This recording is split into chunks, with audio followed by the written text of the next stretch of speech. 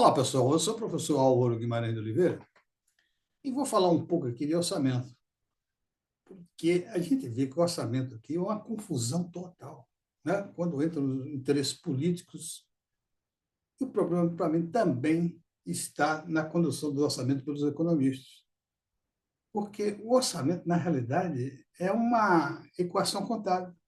Receitas menos gastos, só que esses gastos chamam-se investimentos e despesas. Isso vai dar o resultado que é um déficit ou um superávit fiscal. Tá certo? Mas esses conceitos contábeis dentro dessa equação é você identificar o que é uma despesa, o que é um investimento. Isso é muito difícil para o economista. É difícil encontrar um economista que saiba definir isso claramente.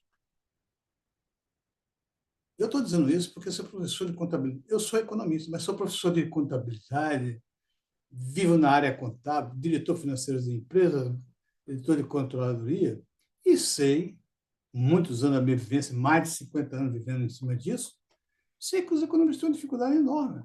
Economistas não estudam contabilidade, embora tenham ligeira referência, os economistas não gostam. Eles não gostam de débito e crédito. E quem não gosta de débito e crédito vai pagar um preço enorme como eles pagam. Os maiores erros dos economistas, os economistas deixam o rabo de fora porque eles não sabem o que é débito e crédito, não sabem o que é contabilidade. Os prejuízos enormes que vêm na política monetária de combate à inflação com juros altos, é um erro brutal. Não se combate inflação, não se combate inflação com juros altos, se combate inflação com política fiscal. Só para dar uma ideia para vocês, no ano passado, lá em 2023, o Brasil teve quase 1 trilhão de despesa financeira relativa à dívida pública. E o que foi que houve em relação à inflação? A inflação ficou em 5,9% e o crescimento em 2,8%, parece, por cento. Você paga uma fábula dessa para um resultado tão irrisório. Um país como o Brasil crescer 2,8% e outra coisa 2,8% naquela época. Depois caiu mais ainda o crescimento do Brasil por causa da política monetária. Bom, o que eu quero dizer é o seguinte: essa equação contábil, e fica na mão dos economistas.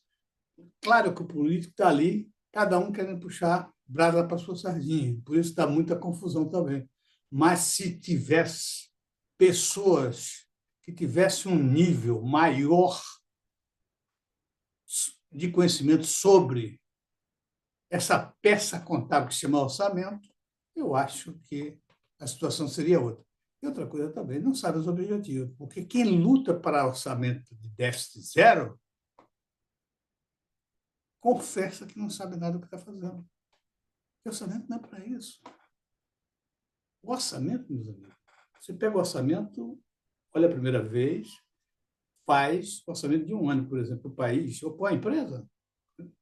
Você analisa o que veio acontecendo nos últimos 3 anos, estou falando de empresa agora, nos últimos 3 anos, analisa aquilo, nos últimos 3 anos, vê como é que está a situação atual e se projeta, faz um orçamento para o próximo ano.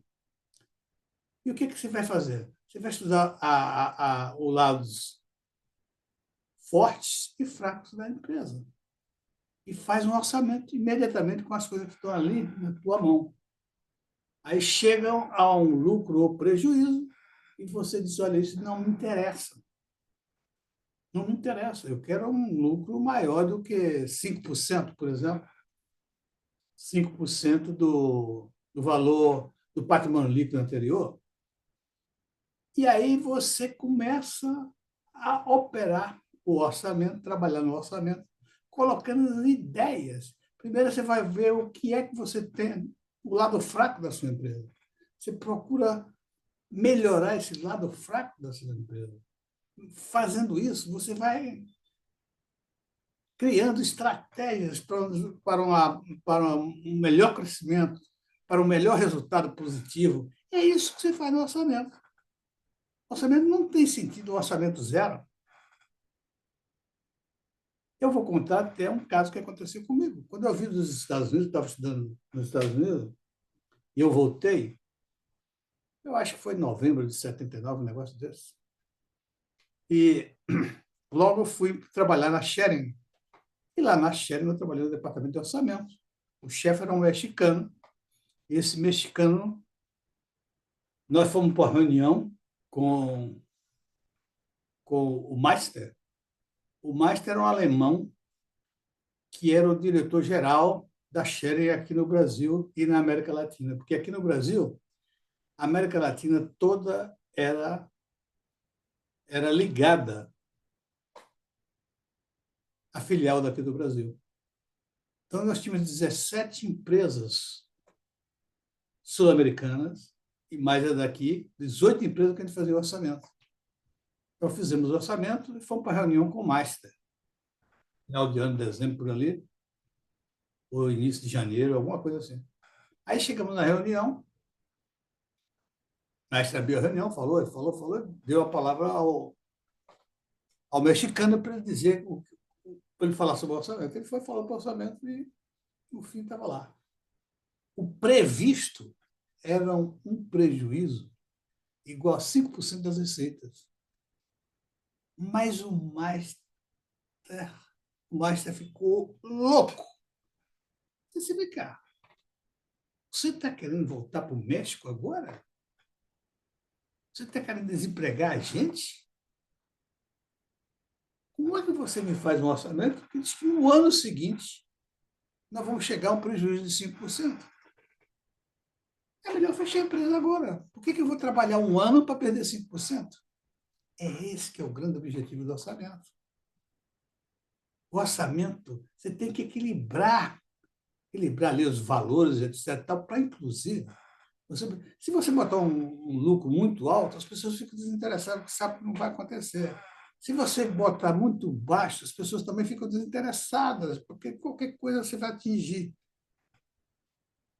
É uma luta disso que você consegue fazer seu orçamento. Agora, o orçamento zero, eles vão trabalhar o ano todo para ter um orçamento zero, um déficit zero. É um negócio de quem não entende, quem não sabe o que está fazendo, tá certo? É isso aí. Pessoal, muito obrigado. E isso é uma visão que eu tenho do orçamento, que já trabalhei em orçamento, já fui gerente de orçamento também, porque logo depois o mexicano foi embora e eu assumi. Fiquei como gerente de orçamento. Tá bom? Ok, muito obrigado e até a próxima.